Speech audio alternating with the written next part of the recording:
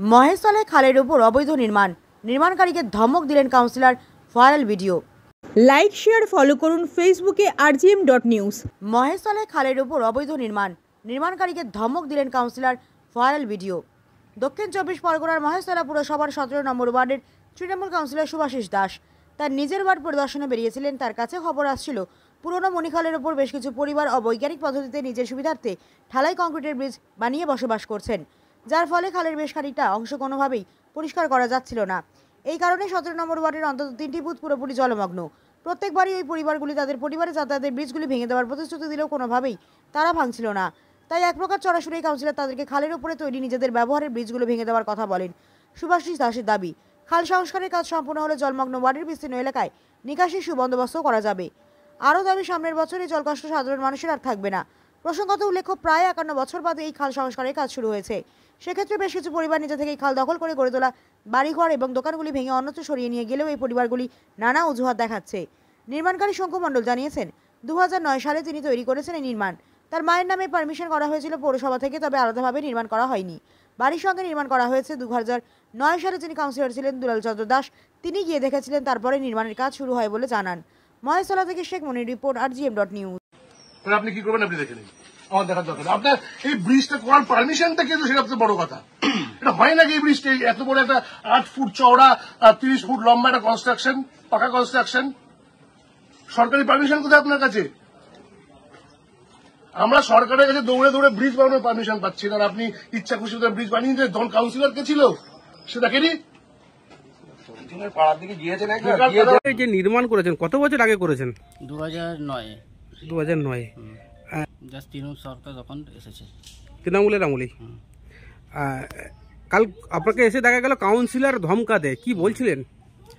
Councillor বলছে যে এই পোলটা ভেঙে দিতে খালের কাজ করা হবে। তো আমরা বললাম যে পোলটা তো ওনার মানে বাবা যে দুলাল দাস থাকাকালীন, ওনার মা থাকাকালীন এসে এগুলো সব দেখে আমাদের সব পারমিশন মৌখিকভাবে করে দিয়ে গেছে। তারপর থেকে কে করেছিলেন? দুলাল দাস।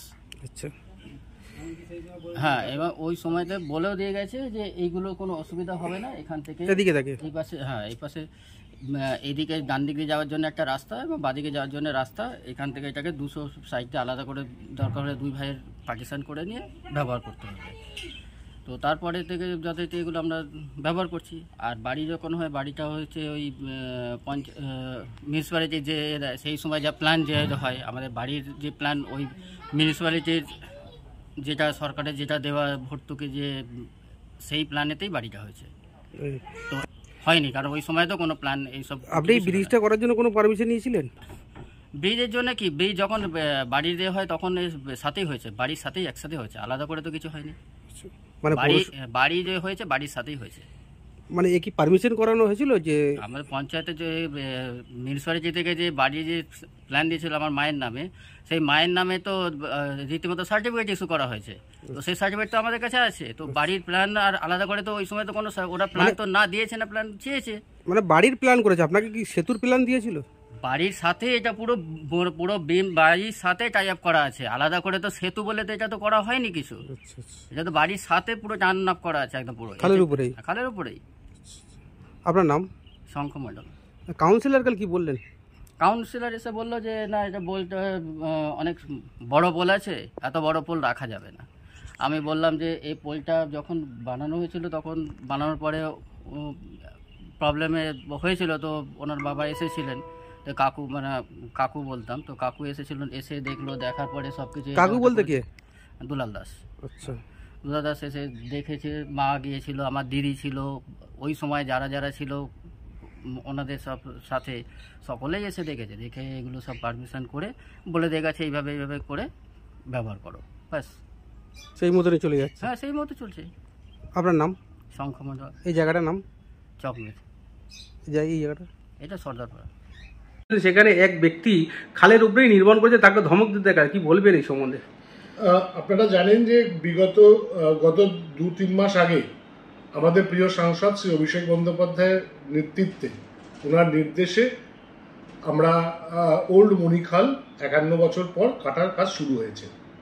কাটার কাজ চলছে। বর্ষায় যেরকম হয় সেরকম কাটার কাজ চলছে। কাটার কাজে নিয়ে আমার কোনো সমস্যা নেই, ঠিক আছে। সঙ্গে সঙ্গে কাটার কাজের সাথে সাথে রাস্তা পাইলিংয়েরও কাজ চলছে। কালকে যখন পরিদর্শনে আমি বেরিয়েছিলাম, দেখলাম এক ভদ্রলোক একটি সেতুর এপার, মানে খালের এপার থেকে ওপার প্রায় ধরুন 30 ফুট লম্বা আর খুব কম হলেও 10 ফুট চওড়া একটা পার্সোনাল ব্রিজ বানিয়ে নিয়েছে। যখন আমি ওনার কাছ থেকে প্রথমে আমি ভেবেছিলাম ব্রিজটি বোধহয় সরকারের, তারপরে যখন আমি জানতে পারলাম যে ব্রিজটা ওনার ব্যক্তিগত, তখন উনি আমাকে বলছেন এই ব্রিজটি 20 বছর ধরে রয়েছে। 20 বছর আগে যদি ব্রিজ হয় তাহলে ওটা সিপিএম এর আমলে হয়েছিল। তো যাই হোক, আমি ওনার থেকে ইরিগেশন বা পৌরসভার পারমিশনের কাগজ দেখতে চেয়েছিলাম, উনি কোনো পেপারস দেখাতে পারেনি।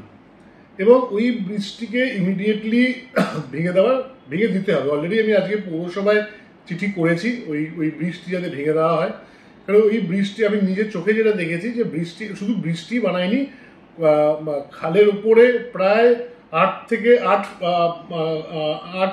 না হলো 5 ফুট একটা পাকা কনস্ট্রাকশন করে রেখেছে ব্রিজ ছাড়া।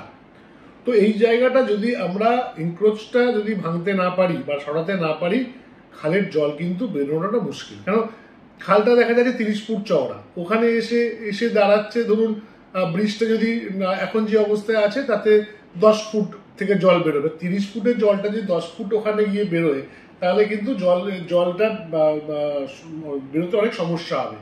এবং শুধু ওই পাড়াটা নয়, 16 নম্বর ওয়ার্ডের 16 নম্বর ওয়ার্ড, 8 নম্বর ওয়ার্ড, আপনার আমার 17 নম্বর ওয়ার্ডের প্রায় খুব কম করে হলে 10 থেকে 12টা বুথ জলের তলায় রয়েছে। তো আমরা দ্রুত গতিতে এই যখন সাংসদের নির্দেশ অনুযায়ী খালের কাজ কাটা শুরু করেছি, তখন ওই বৃষ্টির জন্য কাজের ক্ষতি হবে বা জল বেরোতে পারবে না, এটা হতে পারে না। তাই আমি কালকে বলেছি আমার মতন করে পরিদর্শন করতে গিয়ে, আর পৌরসভাকেও জানিয়েছি, সাংসদ অফিসও এইমাত্র বললাম বৃষ্টির ব্যাপারে। এখন ওই বৃষ্টি আমার মনে হয় ইমিডিয়েটলি ভেঙে দেওয়া উচিত। তা নাহলে ওই ব্যক্তিগত হয়তো ওই পরিবারের 7 জন 8 জন বা 10 জন থাকে, এই 10 জনের জন্য যদি 1 লাখ মানুষের ক্ষতি হয় বা 1 লাখ মানুষ যদি জলের তলায় থাকে, সেটা মেনে নেওয়া যায় না। তো আমার মনে হয় ওই বৃষ্টিকে ইমিডিয়েটলি ভেঙে দেওয়া উচিত। আপনার নাম? আমার নাম সুভাষিস দাস, কাউন্সিলর, 17 নম্বর ওয়ার্ড, মহেশতলা পৌরসভা। এখন আপনার বাড়ি, অফিস এবং দোকানকে সুরক্ষিত রাখুন টোটাল সিকিউরিটি সলিউশনের সাথে। আমরা বিভিন্ন নামি দামি ব্র্যান্ডের সিসিটিভি ও সিসিটিভি সংক্রান্ত যাবতীয় অ্যাক্সেসরিজ বিক্রয় করার পাশাপাশি সার্ভিসও প্রোভাইড করে থাকি। টোটাল সিকিউরিটি সলিউশন একটি নির্ভরযোগ্য প্রতিষ্ঠান যা 24/7 সার্ভিস প্রোভাইড করে থাকে। তাছাড়া এই প্রতিষ্ঠান দীর্ঘদিন ধরে যত্ন সহকারে দোকান, বাড়ি, কারখানা, school, nursing home, hotel, restaurant, শোরুমগুলিতে পরিষেবা দিয়ে চলেছে। আমাদের এখানে প্রশিক্ষণপ্রাপ্ত টেকনিশিয়ান দ্বারা কাজ করানো হয়। আমাদের ঠিকানা গার্ডেন রিচ, মেটিয়া ব্রুজ, কলকাতা 700024। বিশদে জানতে যোগাযোগ করুন 7003047447 এই নম্বরে।